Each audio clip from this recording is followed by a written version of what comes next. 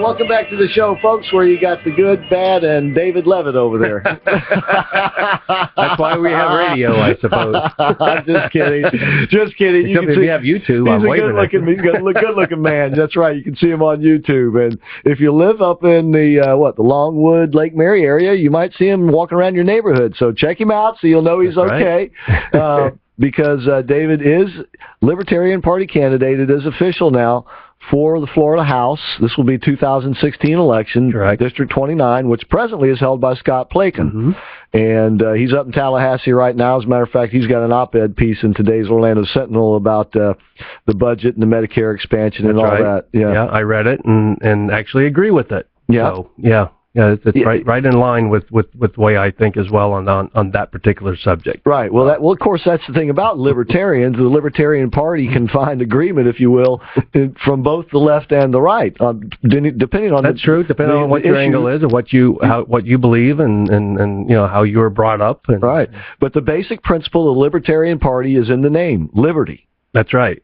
And as much liberty as is possible. As is possible. We believe that the Constitution was written, and the Bill of Rights was written to protect citizens from the government. I think that's what it was really made for. Well, actually, the Constitution is a document that limits the power of government. That's right. So at least that's the idea. That's the idea, but lately guys like Barack come along.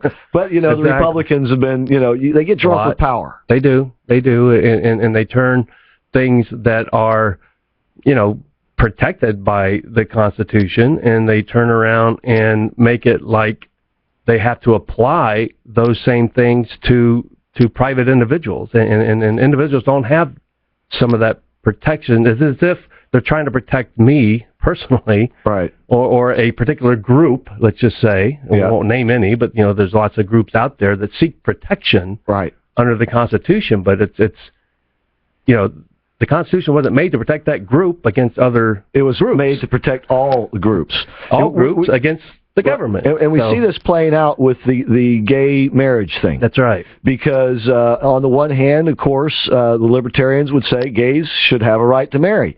But on the other hand, libertarians say Christians have the right not to be forced into participating in the ceremonies. I mean, some of the best defenses for the Christians' rights not to, say, bake a wedding cake for a gay couple, maybe bake any kind of other cake, but not a wedding cake, that the Christians have a right not to do that. The best defenses I have seen of that principle have come from libertarians. And this happens, throughout history as things, have evolved over the last several years. You'll see that there's a lot of libertarian roots into some of this stuff, and and we can go back to things like medical marijuana, for example, which is something that has become prevalent now in several states, and in Florida it's probably going to be coming here too. So we already have some level of medical marijuana that's been approved by the state legislator.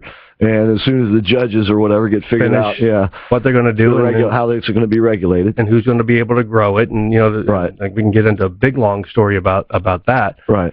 But there are it's a plant, and it has some medicinal value that can help a lot of people, and I firmly believe it. I've done my research on it. I don't think it's going to turn a lot of people into a bunch of maniacs and idiots. But it's like any other kind of drug, like alcohol.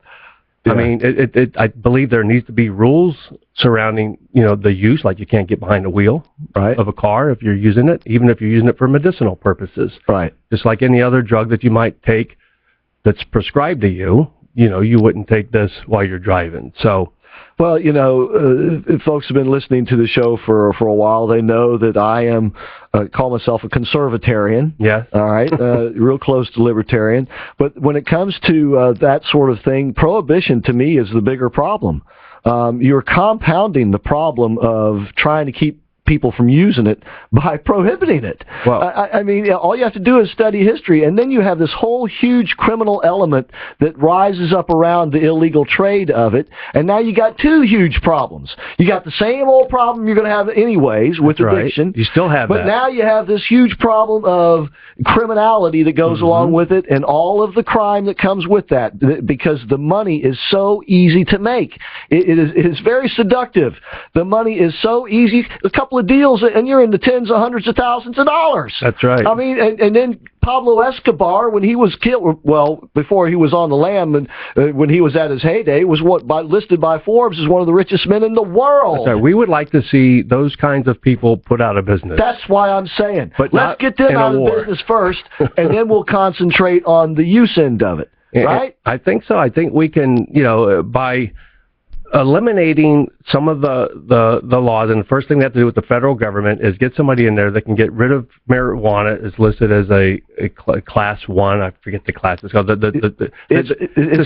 this classification ranks it worse than cocaine and heroin in terms of drugs. Right, and the reason for that is, I think, pretty obvious to me, and that is to keep it or otherwise really harmless plant, from reaching the masses. So, and keep the states in check. So when states, it's just like alcohol, it started state by state when we ended the prohibition on alcohol. Yeah. And then so many states finally had enough that they... Well, yeah, as a matter of fact, right up the street here in Popka, you used to not be able... Matter of fact, in Orlando, when I was... this is about 35 years ago, you could not buy alcohol on Sunday. Yeah. And that was a residual effect of prohibition, the blue laws, they called them. And there's still counties in Florida that you can't. Right. You could go to a restaurant and buy drinks with your meal, but you could not go and only get drinks, or you could not go to a bar and drink. And you could not go to the ABC or the 7-Eleven or whatever and buy it either. Not on a Sunday. Right. Now, those laws have changed since then, but those were blue laws that were reminiscent of, and I believe there's still some up in maybe Georgia, Kentucky area, somewhere up around there. But it's just counterproductive to what you want. If we really want to get people off the substance, the last thing you want to do is criminalize it. That's right. You're making a lot of poor people poor. You're making people unemployable, and you're making criminals richer than sin. You're richer than the Catholic Church, literally. The real criminals are getting rich off of it. And of course, they're murderous thugs. Just look at what goes on in Mexico and South America. No different than Al Capone. All right. Now, real quickly, before we go to the break, and David's going to be with us throughout the hour here, 407-774-8255 is the number if you want to question him on that issue or any other.